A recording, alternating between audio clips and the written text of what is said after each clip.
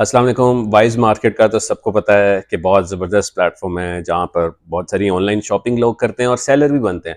लेकिन अब wise wheels के नाम से बहुत ज़बरदस्त प्लेटफॉर्म लॉन्च होने जा रहा है। वेबसाइट भी ऑलरेडी लाइव है, ऐप भी लाइव है और इसको ऑफिशियली भी अनाउंस किया जा रहा है 18 तारीख को।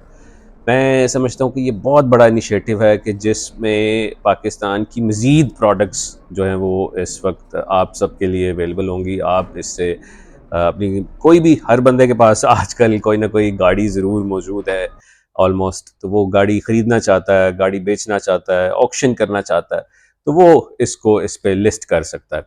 ये बहुत ज़बरदस्त इनिशिएटिव है और मैं समझता हूँ कि इससे बहुत सारे लोग बिज़नेस भी अपना अच्छा स्टार्ट कर सकते हैं कि गाड़ियाँ सेल्स परचेज भी कर सकते हैं। गाड़ी खरीदी और उसको अपने पास रखी और थोड़े अरसे बाद बेच दी और अपना सेलर अकाउंट भी वहाँ पर बना सकते हैं और जो बायर्स हैं वो भी खरीद सकते हैं पूरे पाकिस्तान में।